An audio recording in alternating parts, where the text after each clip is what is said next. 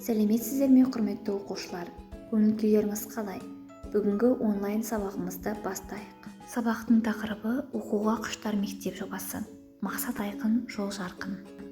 Мемлекет басшысы Қасым-Жомарт Тоқаевтың ұлттық қоғамдық сенім кеңесінде берген тапсырмасына сәйкес білім ғылым министрлігі оқуға құштар мектеп жобасын бекіткен болатын. Оқуға құштар мектеп жобасының аясында көркем әдебиеттер тізімі 4 бағыт бойынша жүзеге аспақ. Олардың қатарына еліміздің үздік классиктерінің кітаптары, ана тіліне аударылған шетелдік әлем әдебиеті, сонымен бірге қазіргі заманғы ақын жазушылардың кітаптары енетін болады. Білім берудегі кітап оқуға үйрету мәселелері әрдайым маңызды болғанымен, оқу сауаттылығын дамыту тапсырмасы Қазақстан Республикасының мемлекеттік білім беру стандартын жүзеге асыратын заманауи мектеп үшін жаңа сала болып табылады. Білім кітапта.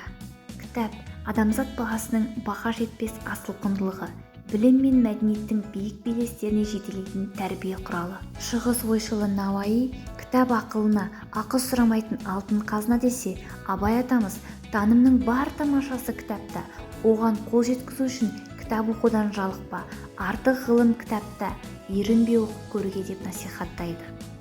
Оқушылардың оқырмандық іс-әрекетін жүйелі 3 кезеңде ұйымдастыру ұсынылады.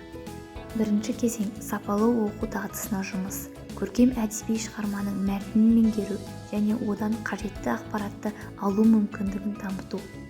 Екінші кезең құндылық бағдарларын дамытудағы оқушының іс-әрекеті, танымдық коммуникативті қабылдау, эмоциялық жауаптылық, толғану, оқылған шығарма бойынша оқырманның пікірі. Үшінші кезең кітап оқу мәдениетіне тәрбиелеу, өз бетінше оқуға дағдылану әрекеті. Оқушының әдеби салада қандай құзыреті болуы керек?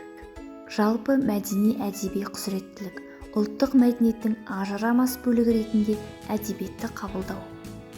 Әлемдік құндылықтар құзыреттілігі, әдебиетте бейнеленген осы құндылықтарға деген көзқарастарын анықтау және нақтылау мүмкіндігі, құндылықтарды түсіну. Оқырман құзыреттілігі, шығармашылық, автор оқырман диалогына қосыла білуі, кейіпкерлермен толғана білу, көркем туындысының тіл ерекшеліктерін түсіну. Сөйлеу құзыреттілігі, қазақ әдеби тілінің нормаларын білу, сөйлеу қызметінің негізгі түрлерін меңгеру, әртүрлі жанрда әдеби шығармашылық жұмыстар жаза білу қабілеті. Оқырман белсенділігін қалыптастыру. Мектепте заманауи тиімді технологиялармен оқыту әдістері қолданылған жағдайда тиімді болады. Мектеп оқушысының кітап оқу іс-әрекетін дамыту Қазақстандағы білімді жаңғыртуда басым бағыттардың бірі болып табылады. Оқуға құштар мектеп жобасын еліміздегі мектеп қасындағы кітапханалардың жұмысын дамыту арқылы жүзеге асырылуда. Бүгінде республика бойынша мектеп жанындағы кітапханаларда 200 миллион данадан астам кітап қоры сақтаулы. Олардың 38 миллионы көркем әдебиеттерді құрайды.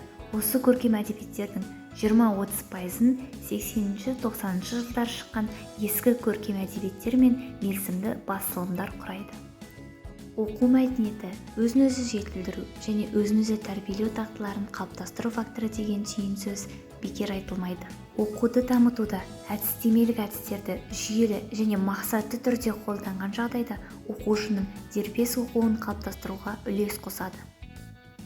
Ұлы заңғар жазушымыз Мұхтар Әуезов әрбір адамның ең жақын досы кітап болуы тиіс деп айтқандай, оқуға құштар мектеп жобасы сәтті жалғасын тапса, еліміздегі ақын жазушылардың кітаптары көптеп басылып шығып, ел арасында кең тарайтын болады. Алдағы уақытта оқуға құштар мектеп жобасы кітап құмар ұлт деген мәртебелі атымызды қайтаруға септігін тигізетін игі бастама екеніне кәміл сенеміз. Құрметті оқушылар, сіздерге қандай жанрда кітаптар ұнайды және соңғы оқыған кітаптарыңыз жайлы айта кетсеңіздер? Мысалы, маған тарихи кітаптар ұнайды. Оған мысал келтірер болсам, Александр Бектің «Волоколамск жасеп» кітабы. Ол кітапта Бауыржан Момышұлы туралы, оның 316 атқыштар тобының Москва түбінде қалай шайқасқаны туралы жазылған. Кітап маған өте қатты ұнады. Және сіздерге де оқуға кеңес беремін. Үлкен әсер алатындарыңызға сенімдімін. Мен Олжас Сүлейменовтың «Адамға табын жеренді» кітабын оқыдым. Ол кітапта ғарышқа алғаш ұшқан адам жайлы жазылған, яғни Юрий Гагарин жайлы. Бұл кітап маған өте жақсы әсер сыйлады. Мен Жүсіпбек Аймауытовтың «Ақбілек» романын оқыдым. «Ақбілек» романы қазақ әдебиетінде тұңғыш психологиялық роман. Ақбілек біраз қиындық көріп, тағдырдың басқа жалғанына көнуге мәжбүр болды. Ақбілек образы арқылы алмағайып заманда тағдыры қақпалға түскен қазақ қыздарының ғана емес, халық өмірі мен тұрмысын шынайы суреттеген. Бүгінгі сабаққа қатысқандарыңызға көп рахмет. Сау болыңыздар. Келесі кездескенше.